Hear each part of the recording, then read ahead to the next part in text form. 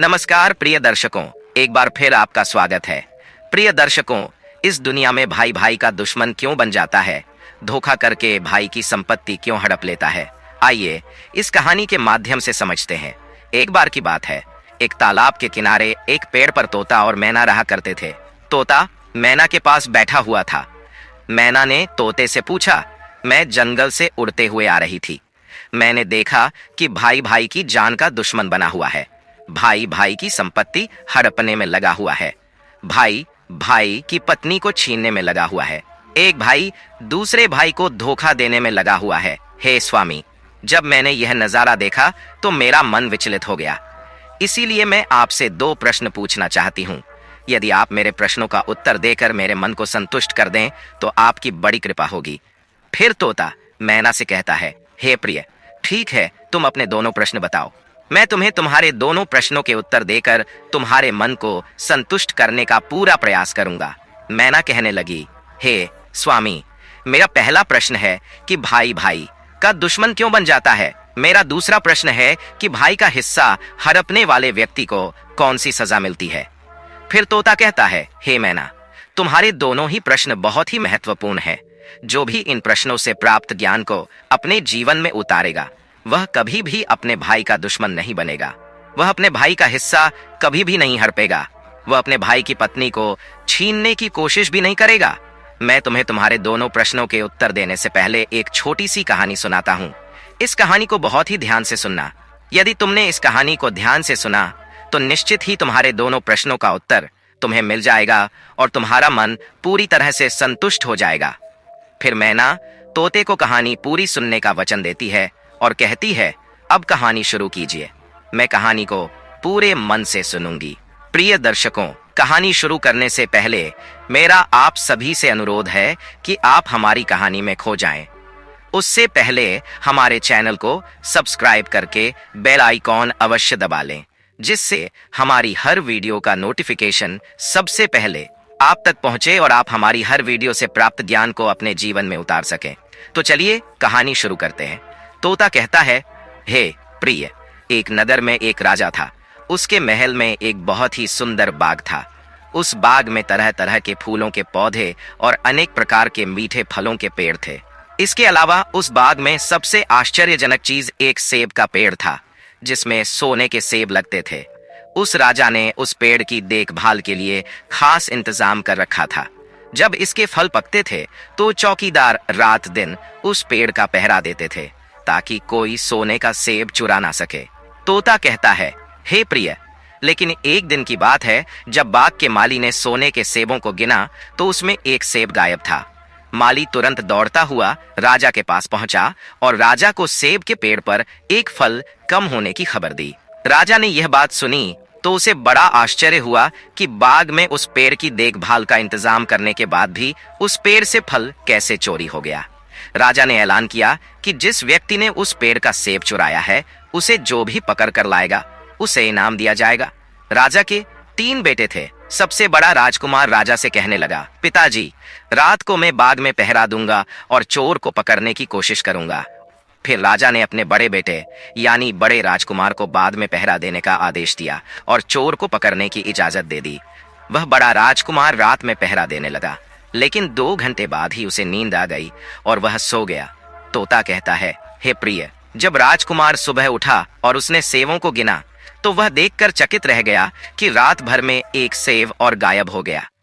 फिर इसके बाद दूसरी रात को मझले राजकुमार ने पहरा देने का काम संभाला, लेकिन उसे भी नींद आ गई और तीसरे दिन भी सेब चोरी हो गया। पेड़ से लगातार फल चोरी होने से राजा बड़ा चिंतित था। दरबारियों के भी समझ में नहीं आ रहा था कि क्या किया जाए। यह सोचते हुए सभी उदास बैठे थे। इतने में सबसे छोटा राजकुमार आया और उसने कहा, आज रात मैं पहरा दूंगा और चोर को पकड़ लूंगा। प्रिय दर्शकों, तोता कहता है, हे प्रिय, राजा अपने सबसे छोटे राजकुमार से खुश नहीं रहता था। वह छोटे राजकुमार को हमेशा मूर्ख समझता था। से कहता है कि आज रात मैं पहरा दूंगा और चोर को पकड़ कर लाऊंगा। तो राजा उसे डांटते हुए कहता है, तुम क्या समझते हो, क्या तुम्हें इसमें सफलता मिलेगी? बड़े राजकुमार इस काम में असफल हो चुके हैं। तुम अपना काम करो, तुम्हारे बस की बात नहीं है। लेकिन छोटा राजकुमार नहीं माना। उसने राजा से प्रार्थना की और कहा कि उसे एक मौका दिया जाए। अंत में राजा राजी हो गया। तोता कहता है, हे प्रिय। फिर सबसे छोटा राजकुमार रात में पहरा देने लगा। उसने तय किया कि वह किसी भी हालत में नहीं सोएगा और चोर को जरूर पकड़ेगा। आधी रात हुई। रात के 12 बजे का समय था। राजकुमार ने देखा कि एक सुंदर सोने की चिड़िया कहीं से उड़ती हुई आई और सेब के पेड़ पर बैठ गई। फिर उसने देखते ही देखते सोने का एक सेब तोड़कर अपनी चोंच में पकड़ लिया। छोटा राजकुमार जाग रहा था। राजकुमार ने तुरंत निशाना साधा और तीर चला दिया, लेकिन तीर चिड़िया को नहीं लगा। वह पंख फड़फड़ाकर उड़ गई। राजकुमार का तीर चिड़िया के पंख पर लगा और एक सोने का पंख टूटकर जमीन पर आ गिरा। तोता कहता है, हे प्रिय। फिर दूसरे दिन सुबह राजकुमार ने राजा को सारी बात बता दी और वह सोने का पंख राजा के सामने रख दिया। पंख इतना सुंदर और कीमती था कि राजा उसे देखता ही रह गया। राजा ने कहा, अगर उस चिड़िया का एक पंख इतना सुंदर है तो चिड़िया कितनी सुंदर होगी। मैं चाहता हूं कि उस चिड़िया को पकड़ कर लाओ। तोता कहता है, हे प्रिय। फिर सबसे पहले बड़ा राजकुमार इस काम के लिए रवाना हुआ। चलते चलते वह एक जंगल में पहुंचा। वहां उसने एक लोमड़ी को एक पेड़ के नीचे आराम करते देखा। राजकुमार ने शिकार के लिए मौका देखकर तीर अपने धनुष पर चढ़ा लिया। वह तीर छोड़ने ही वाला था कि लोमड़ी चिल्लाकर बोली, राजकुमार, मुझे मत मारो। मुझे पता है कि तुम सोने की चिड़िया की खोज में निकले हो। तुम मेरी राय मानो तो तुम्हारा काम जल्दी पूरा हो जाएगा। इसी रास्ते से सीधे चले जाओ। शाम होने पर तुम एक गांव में पहुंचोगे। वहां तुम्हें आमने सामने 2 सराय मिलेंगी। एक सराय खूब सजी सजाई होगी और दूसरी सराय बहुत ही भद्दी दिखाई देगी। तुम एक काम करना, जो सराय सजी सजाई और सुंदर दिखे उसके अंदर मत जाना। यदि तुम ऐसा करोगे तो तुम्हारा काम बहुत ही आसानी से हो जाएगा। तोता कहता है, हे प्रिय। लोमड़ी की बात सुनकर बड़े राजकुमार को हंसी आ गई। उसने चिल्लाकर कहा, भाग जा यहां से, मुझे तेरी सलाह की जरूरत नहीं है। ऐसा कहकर बड़े राजकुमार ने लोमड़ी पर तीर छोड़ दिया, लेकिन लोमड़ी बहुत चालाक थी। वह बचकर भाग गई।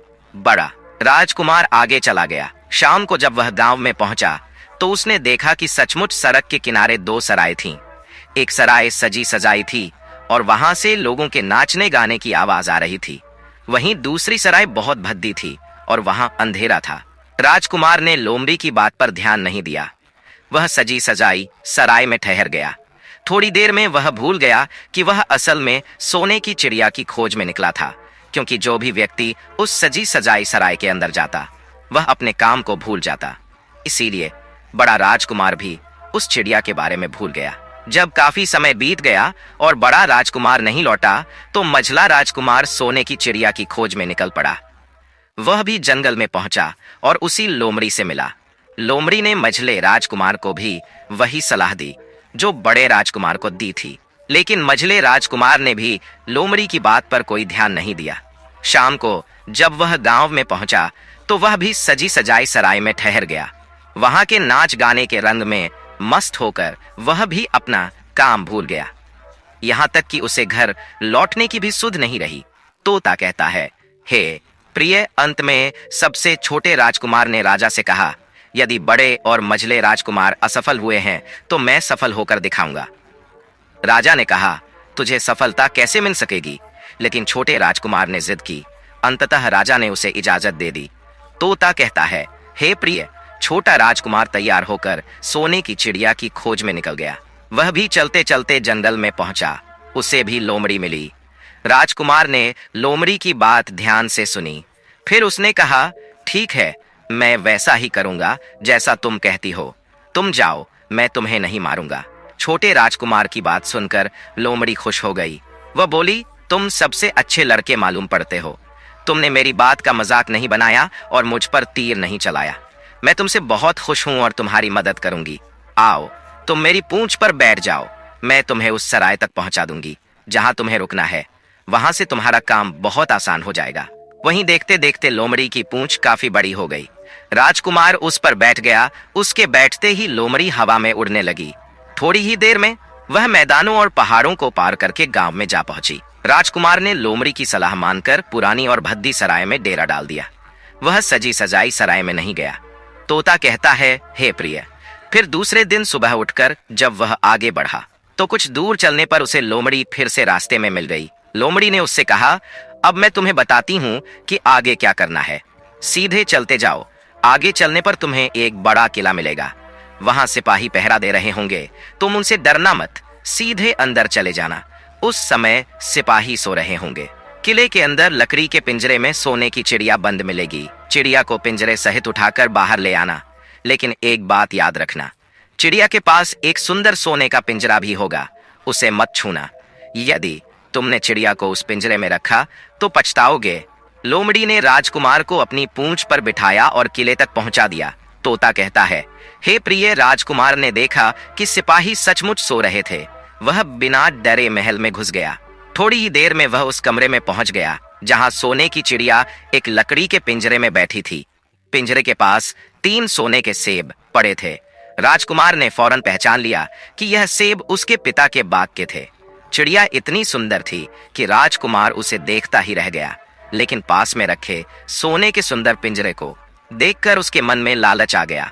उसने चिड़िया को लकड़ी के पिंजरे से निकालकर सोने के पिंजरे में डाल दिया। जैसे ही चिड़िया सोने के पिंजरे में आई, वह जोर जोर से शोर मचाने लगी और राजकुमार पिंजरे को उठाकर कमरे से बाहर भी नहीं निकल पाया था, क्योंकि चिड़िया के शोर मचाने पर उसकी आवाज से सिपाही कमरे में पहुंच गए और उन्होंने राजकुमार को पकड़ लिया। तोता कहता है, हे प्रिय, फिर राजकुमार को अपनी भूल का पता चला। उसे याद आया कि लोमड़ी ने उसे क्या कहा था, लेकिन अब क्या हो सकता था। सिपाही उस छोटे राजकुमार को पकड़कर राजा के दरबार में ले गए। जाकर पूछने पर राजकुमार ने सारी बात राजा को बता दी। फिर राजा की बात को सुनकर राजा ने कहा, तुम मेरे महल में चोरी करने के लिए घुसे थे, मैं तुम्हें माफ नहीं कर सकता। तुम्हें फांसी की सजा दी जाएगी, लेकिन मैं तुम्हें एक मौका दे सकता हूँ। अगर तुम मेरे लिए सोने का घोड़ा लाकर दो तो मैं तुम्हें ना सिर्फ छोड़ दूंगा, बल्कि सोने की चिड़िया भी तुम्हें दे दूंगा। राजकुमार को अपनी जान बचाने के लिए राजा की शर्त माननी पड़ी और वह सोने के घोड़े की तलाश में निकल पड़ा। वह किले के बाहर जाने पर छोटे राजकुमार ने देखा कि लोमड़ी उसका इंतजार कर रही है और फिर उसने लोमड़ी को सारी बातें बताई। तो लोमड़ी ने निराश होते हुए कहा, मैं अब तुम्हारी कोई मदद नहीं करूंगी। तुमने मेरे कहने के अनुसार काम नहीं किया। मैंने जिस तरह से कहा था, अगर तुम उस तरह से काम करते तो मुसीबत में नहीं फंसते और सोने की चिड़िया भी तुम्हारे हाथ में होती। तोता कहता है, हे प्रिय, फिर वह राजकुमार बोला, मुझे माफ कर दो, मुझसे गलती हो गई। मेरा काम तुम्हारी सहायता के बिना नहीं चलेगा।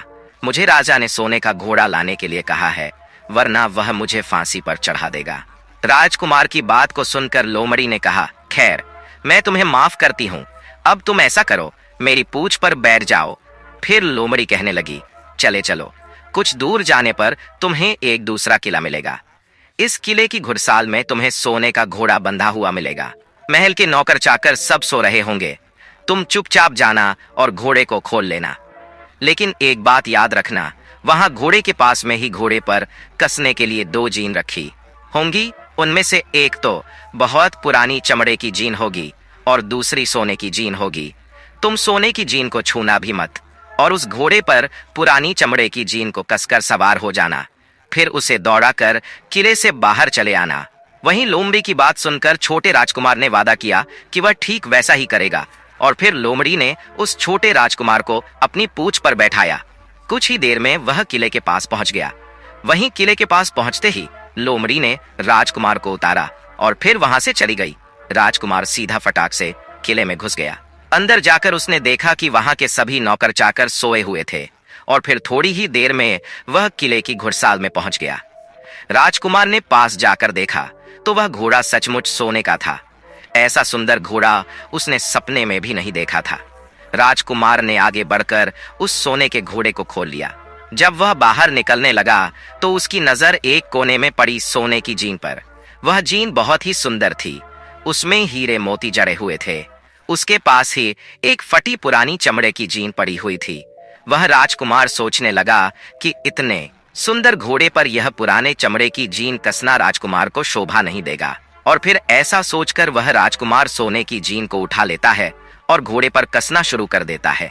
फिर जैसे ही घोड़े की पीठ पर वह सोने की जीन को कसता है, वैसे ही घोड़ा जोर जोर से हिनहिना लगाने लगता है और किले के नौकर चाकर जाग जाते हैं।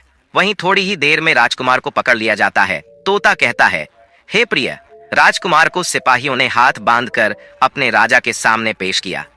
राजकुमार की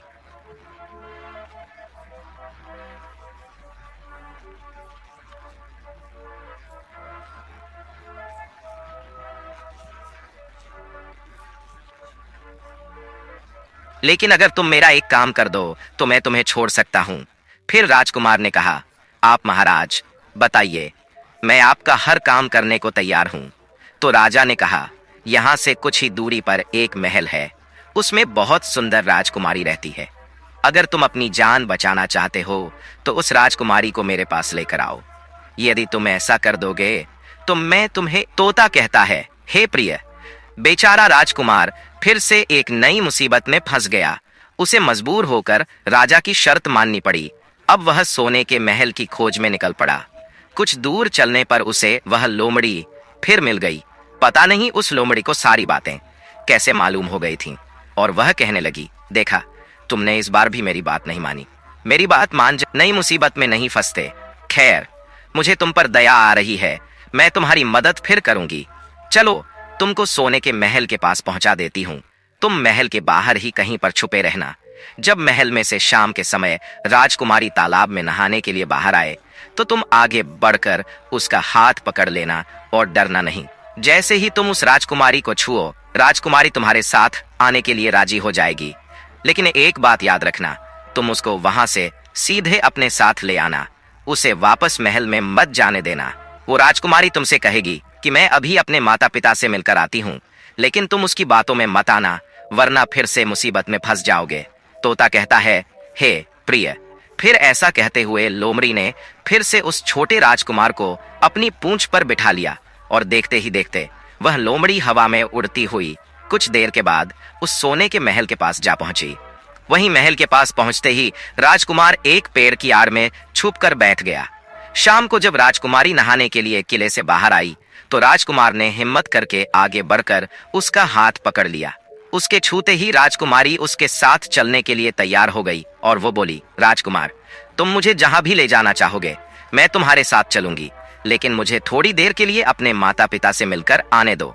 तो राजकुमार ने लोमड़ी की बात को याद किया और राजकुमार ने कहा, नहीं नहीं नहीं, ऐसा नहीं करना, मेरे साथ चलना पड़ेगा।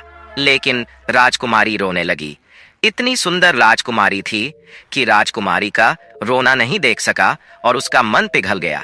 छोटा राजकुमार अंत में राजी हो गया और बोला, जाओ, थोड़ी देर के लिए माता पिता से मिलकर आओ, लेकिन फिर तुरंत बाहर चली आना। तोता कहता है, हे प्रिय। लेकिन राजकुमारी ने जैसे ही किले में कदम रखा, किले के पहरेदार जाग गए और उन्होंने राजकुमार को पकड़ लिया। वहीं राजकुमार बहुत पछताया, लेकिन अब क्या हो सकता था। सिपाहियों ने उसे अपने राजा के सामने पेश किया। राजा बहुत निराश था। उसने उसी वक्त आदेश दिया कि इस राजकुमार को फौरन फांसी पर चढ़ा दिया जाए। फिर तो फांसी का आदेश सुनने के बाद राजकुमार रोने लगा, गिरगिरा आने लगा। इस पर राजा ने थोड़ी देर सोच विचार किया और कहा, मैं अपना आदेश वापस नहीं ले सकता, लेकिन अगर तुम मेरा एक काम कर दो तो तुम्हारी जान बच सकती है। फिर राजकुमार ने कहा, ठीक है, आप जो भी कहेंगे मैं आपका काम करूंगा। तो राजा ने कहा, हमारे किले के ठीक सामने एक बहुत बड़ा पहाड़ है, इसके कारण हमारे किले की सुंदरता नष्ट होती है। अगर तुम 8 दिन में इस पहाड़ को खोदकर साफ कर दो तो हम तुम्हें क्षमा कर देंगे और राजकुमारी का विवाह भी तुम्हारे साथ कर देंगे। वहीं राजकुमार किले के बाहर आकर पहाड़ को देखने लगा। उसके हाथ में एक छोटी सी कुदाली थी। उसे समझ में नहीं आ रहा था कि इतना बड़ा पहाड़ आखिर वह 8 दिन में कैसे खोद सकेगा। फिर भी राजकुमार अपनी जान बचाने के लिए उस पहाड़ को खोदना शुरू करता है। धीरे धीरे 7 दिन बीत गए। इतने दिन तक लगातार खोदने पर भी पहाड़ का सिर्फ एक कोना ही नहीं खोद सका। तोता कहता है, हे प्रिय। राजकुमार अंत में दुखी होकर बैठ गया। उसे अब अपने आप पर बहुत अधिक क्रोध आ रहा था और मन ही मन में कह रहा था, अगर मैंने लोमड़ी की बात मान ली होती तो कितना अच्छा होता। लोमड़ी ने मुझे हर बार सही सलाह दी और मैं हर बार उसका कहना ना मानकर नई नई मुसीबत में फंसता गया। तोता कहता है, हे प्रिय। राजकुमार इस तरह सर झुकाए बैठा था कि अचानक उसे अपने पैरों के पास उस लोमड़ी की पूंछ हिलती दिखाई दी। फिर उसने नजर उठाकर देखा तो सचमुच वही लोमड़ी खड़ी थी। फिर लोमड़ी ने मुस्कुराते हुए कहा, क्यों, क्या हाल है? इस बार तो तुम्हारी मदद करने की मेरी जरा भी इच्छा नहीं थी, लेकिन मैं 7 दिन से तुम्हें पहाड़ खोदते हुए देख रही हूँ। मुझे तुम पर दया आ गई और मैं तुम्हारी मदद के लिए चली आई। जाओ, तुम बहुत थक गए हो, सो जाओ, मैं थोड़ी ही देर में तुम्हारा काम पूरा कर दूंगी। और फिर इस बार राजकुमार ने तय कर लिया था कि अब वह लोमड़ी जैसा कहेगी वह वैसा ही करेगा। और फिर चुपचाप उठकर वह राजकुमार एक तरफ सोने के लिए चला गया। वहीं थोड़ी ही देर में राजकुमार को नींद आ गई और सुबह जब वह सोकर उठा तो उसे अपनी आंखों पर विश्वास नहीं हो रहा था। वहां कहीं भी पहाड़ का नामो निशान नहीं था और महल का सुंदर दृश्य दिखाई दे रहा था। फिर तो राजकुमार सीधा राजा के पास पहुंचा।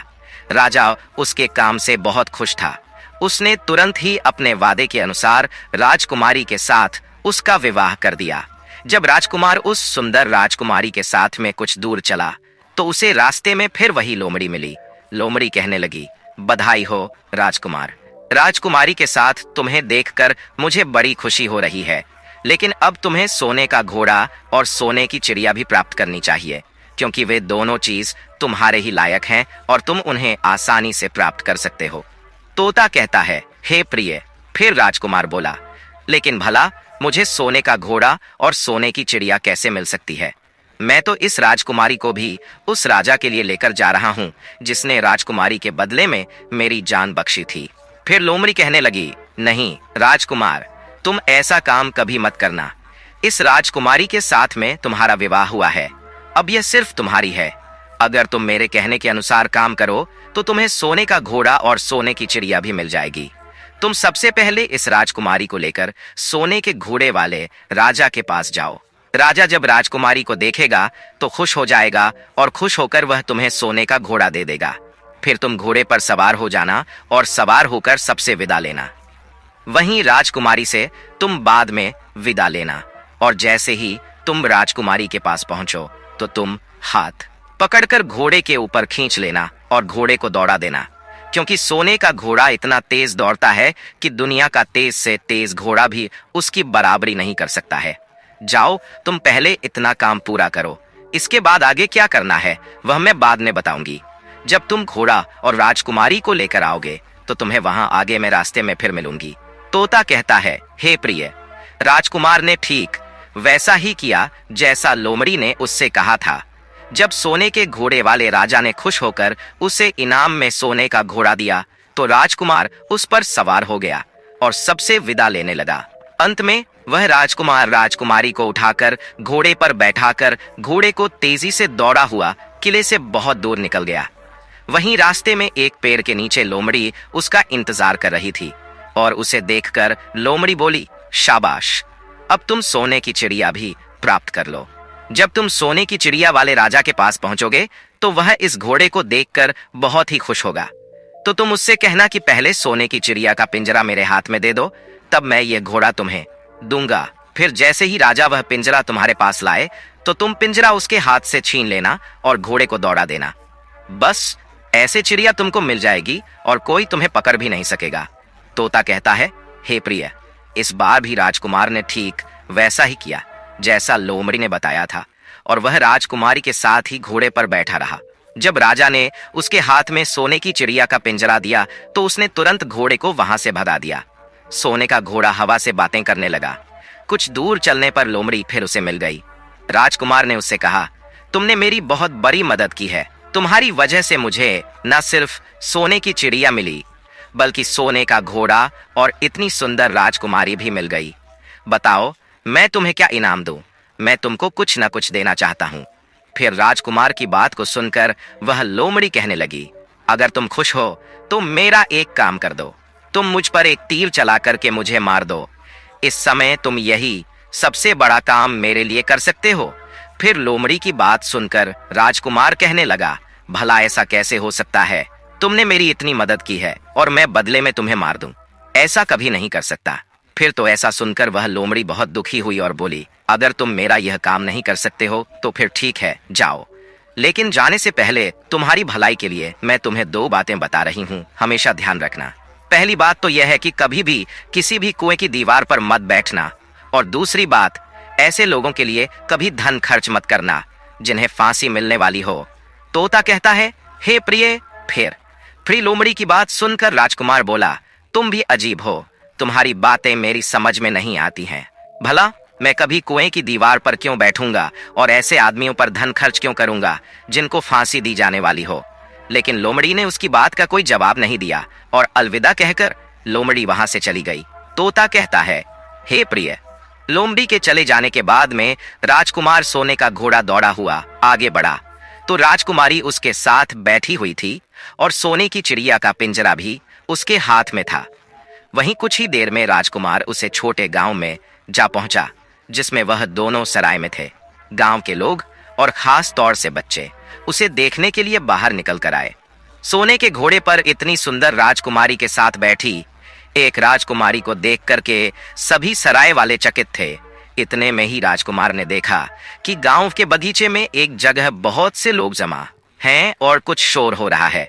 फिर राजकुमार के पूछने पर लोगों ने बताया कि वहां पर 2 आदमियों को फांसी देने की तैयारी हो रही है। फिर तो राजकुमार उन आदमियों से मिलने के लिए उधर को चल पड़ा और वहां पहुंचने पर उसने देखा कि वह 2 आदमी जिनको फांसी दी जाने वाली थी वह कोई और नहीं बल्कि उसके सगे बड़े भाई थे जो सजी सजाई सराय में पहुंच गए थे और वहीं तरह तरह के बुरे काम करते थे और जुआ खेलते थे और जुए में बहुत सारा धन हार चुके थे। उन्होंने लोगों से बहुत सारा रुपए उधार ले लिया था और इन्हीं सब बातों से चीर करके गांव वाले उन दोनों बड़े राजकुमारों को फांसी पर चढ़ाने जा रहे थे। तोता कहता है, हे प्रिय, भाई आखिरकार भाई होता है। छोटा राजकुमार ऐसा कैसे होने देता। उसने अपने बड़े भाइयों को बचाने के लिए वहां के लोगों से कहा, मुझसे रुपया ले लो और तुम इन लोगों को छोड़ दो। फिर उसके बहुत विनती करने पर वहां के लोग गए और उन्होंने उन दोनों आदमियों को रिहा कर दिया। आगे कुछ दूर चलने पर जंगल में एक कुआं दिखाई दिया। फिर राजकुमार कुछ सोचकर राजकुमारी से कहता है, हम कुछ देर के लिए इस कुएं के पास आराम करते हैं और यहाँ पर ठंडा पानी पीने के बाद हम यहाँ से आगे के लिए प्रस्थान करेंगे। राजकुमारी की बात सुनकर राजकुमारी मान गई। इधर राजकुमार लोमड़ी की दोनों बातों को भूल चुका था जो कि लोमड़ी ने उस समय कहा था कि कभी भी घोड़े से उतरकर कुएं की दीवार पर मत बैठना और कभी भी ऐसे आदमियों की मदद मत करना जिनको फांसी लगने वाली हो। वही जैसे ही छोटा राजकुमारी के साथ में उस कुएं के किनारे पर बैठा तब तक उसके दोनों बड़े भाई आ गए। जलने लगे, इसको तो सुंदर राजकुमारी मिल गई और इतना सा और पिताजी भी इसकी बुद्धिमानी की प्रशंसा करेंगे। इसकी घर में इज्जत बढ़ जाएगी। कल तक पिताजी इसे मूर्ख समझते थे, आज यही बुद्धिमान माना जाएगा। इसलिए दोनों भाइयों ने सलाह करके और मौका देखकर अपने छोटे भाई छोटे राजकुमार को कुएं में धकेल दिया और उसके बाद सोने का घोड़ा लेकर घोड़े पर राजकुमारी को बिठाकर सोने की चिड़िया का पिंजरा उठाकर के लालच में बड़े दोनों भाइयों ने छोटे भाई को मौत के मुंह में धकेल दिया। फिर कुछ ही देर में दोनों बड़े राजकुमार अपने राज्य में लौट आए। घर लौटकर राजा से कहा, हम सोने की चिड़िया को पकड़ कर लाए। इसी चिड़िया ने हमारे बाग से सोने के सेब चुराए थे। हम यह सोने का घोड़ा और यह राजकुमारी लाए हैं। यह सब देखकर राजा बहुत खुश हुआ। सारे राज्य में वहां के लोग खुशियां मनाने लगे। वहीं राजकुमारी खुश नहीं थी, वह रो रही थी। उसने खाना पीना भी छोड़ दिया। वहीं घोड़े ने भी खाना बंद कर दिया और चिड़िया ने भी दाना पानी बंद कर दिया। राजा ने बहुत कोशिश की लेकिन ना तो राजकुमारी खुश हुई और ना ही सोने का घोड़ा और ना ही सोने की चिड़िया ने दाना खाना शुरू किया। तोता कहता है, हे प्रिय, उधर वह छोटा राजकुमार कुएं में गिर गया था लेकिन वह मरा नहीं था। कुआं बहुत गहरा था लेकिन उसमें पानी बहुत कम था और उस लोमड़ी की बात याद आई तो वह पछताने लगा और सोचने लगा, अगर मैंने लोमड़ी का कहा मान लिया होता और शायद घोड़े से उतरकर इस कुएं के पास दीवार पर नहीं बैठता और मैंने अपने दोनों लालची भाइयों की मदद न की होती तो शायद आज मैं इस कुएं में न पड़ा होता। तोता कहता है, हे प्रिय। उस राजकुमार ने जैसे ही लोमड़ी को पुनः याद किया, लोमड़ी कुएं पर आ पहुंची और बोली, देखा राजकुमार, मैंने पहले ही तुम्हें समझाया था कि किसी कुएं की दीवार पर मत बैठना और ऐसे आदमियों की मदद मत करना जिन्हें फांसी दी जाने वाली हो, लेकिन तुम नहीं माने। खैर चलो, अब आखिरी बार मैं फिर तुम्हारी मदद कर देती हूँ। तुम मेरी पूंछ पकड़ करके कुएं से बाहर निकल आओ। और ऐसा करके लोमड़ी ने अपनी पूंछ कुएं में लटका दी। देखते ही देखते पूंछ इतनी लंबी हो गई कि कुएं के पैंदे में पड़े राजकुमार के पास तक जा पहुंची। वहीं राजकुमार पूंछ को पकड़कर कुएं से बाहर निकल आया और फिर लोमड़ी ने उससे कहा, अब तुम अपने घर जाओ, लेकिन जरा होशियार रहना, तुम्हारे भाई तुम्हारी जान के दुश्मन है, वह लोग निश्चित तुम्हें मार देंगे। तोता कहता है, हे प्रिय, वो राजकुमार घर की ओर चल पड़ा तो भिखारी को उसने अपनी सुंदर कपड़े दान में दे दिए और उसके फटे पुराने कपड़े पहन लिए। इस तरह भेष बदलकर वह छोटा राजकुमार अपने किले में पहुंच गया और वहां उसके पहुंचने पर एक बड़ी आश्चर्यजनक बात हुई। सोने का घोड़ा खुशी से नाचने लगा और दाना खाने लगा। सोने की चिड़िया भी अपने पिंजरे में खुशी से फुदकने लगी और गाना गाने लगी। राजकुमारी ने भी अपने आंसू पोंछ लिए और वह भी खुश दिखाई देने लगी। इतना होने पर भी राजा की समझ में कुछ नहीं आया। फिर उसने राजकुमारी से इस खुशी का कारण पूछा तो राजकुमारी बोली, मैंने तो पहले ही आपको सारी कहानी बता दी थी। आपके बड़े और मझले राजकुमार ने छोटे राजकुमार के साथ धोखा किया है। इन्होंने आपके साथ भी धोखा किया है, लेकिन अब आपका छोटा राजकुमार यहाँ पर पहुंच चुका है, इसलिए मुझे बहुत खुशी हो रही है। उसी के साथ मेरी शादी हुई है और मैं उसी के साथ खुश रह सकती हूँ।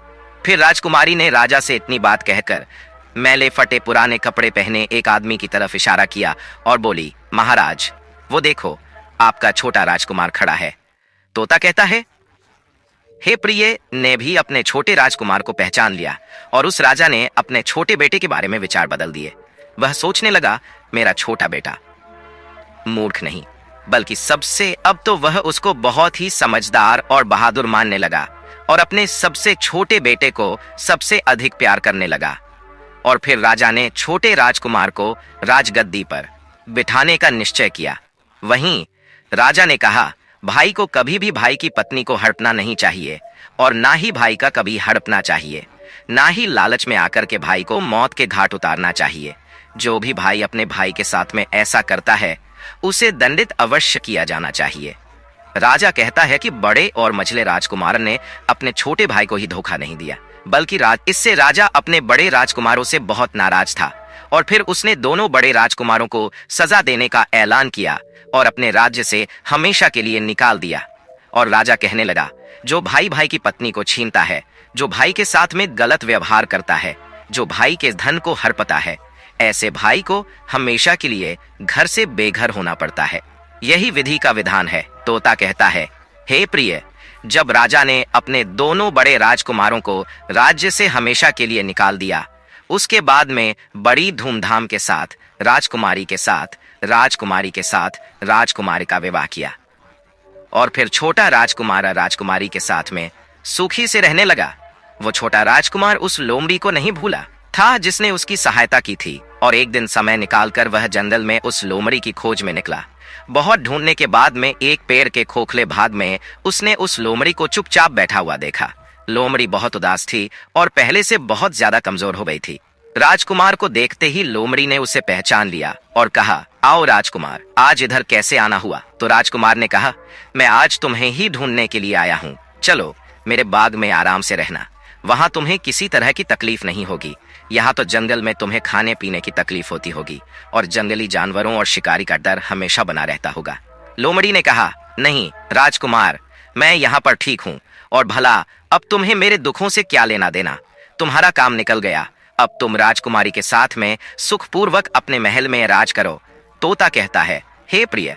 फिर लोमड़ी की बात सुनकर छोटा राजकुमार बोला, नहीं, तुमने मेरा बड़ा उपकार किया है, मैं तुम्हें इनाम देना चाहता हूँ और अपने साथ ही रखना चाहता हूँ। राजकुमारी भी बहुत खुश होगी, वह भी तुमसे मिलना चाहती है। लोमड़ी ने कहा, अगर तुम सचमुच मुझे इनाम देना चाहते हो तो मेरा एक काम कर दो। मैंने तुमसे पहले भी कहा था कि तुम तीर चलाकर मुझे मार दो, इसी से मेरा लाभ होगा। असल में मैं तुम्हें अपनी कहानी सुनाती हूँ। एक जादूगर ने मुझ पर जादू कर रखा है। मैं लोमड़ी नहीं हूँ, मुझे उसके जादू के प्रभाव से लोमड़ी के रूप में रहना पड़ रहा है। मैं तो इस देश का राजकुमार हूँ जहाँ की राजकुमारी से तुम्हारा विवाह हुआ है। असल में वह राजकुमारी मेरी छोटी बहन है जिसके साथ में तुम्हारी शादी हुई है। अगर तुम तीर चलाकर मुझे मार दोगे तो मैं इस जादू के प्रभाव से मुक्त हो जाऊंगा और फिर से राजकुमार बनकर अपने देश लौट सकूंगा। छोटा राजकुमार इस बात को सुनकर एकदम से आश्चर्य में पड़ गया और फिर उसने फौरन अपने धनुष पर तीर चढ़ाया और लोमड़ी के ऊपर छोड़ दिया।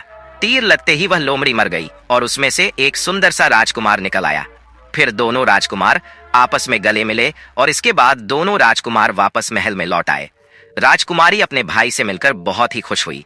अंत में तोता कहता है, हे प्रिय, तुम्हारा पहला प्रश्न था कि भाई भाई का दुश्मन क्यों हो जाता है, तो समझ लो, धन के लोभ में आकर व्यक्ति भाई जैसे पवित्र रिश्ते को भूल जाता है और धनवान होने के चक्कर में भाई भाई की हत्या कर देता है। मगर राजकुमार की भाइयों की तरह जो भाई ऐसा करता है, एक दिन उसका सर्वनाश हो जाता है। अंत में तोता कहता है, हे प्रिय, तुम्हारा दूसरा प्रश्न था, भाई का हिस्सा हड़पने वाले व्यक्ति को कौन सी सजा मिलती है, तो समझ लो, भाई का हिस्सा या उसकी पत्नी या उसका धन हड़पने वाले व्यक्ति को घर से बेघर होना पड़ता है। जिस प्रकार वह घर से बेघर हो गए, इसलिए भाई जैसे पवित्र रिश्ते को कभी कलंकित नहीं करना चाहिए। भाई भाई के बीच में जहाँ प्रेम रहता है, वो घर स्वर्ग के समान होता है। फिर मैना कहने लगी, हे स्वामी, आज की कहानी सुन करके मेरा मन प्रफुल्लित हो गया। वास्तव में एक भाई को हमेशा दूसरे भाई की मदद करनी चाहिए, ना कि उसको बर्बाद करना चाहिए। तो प्रिय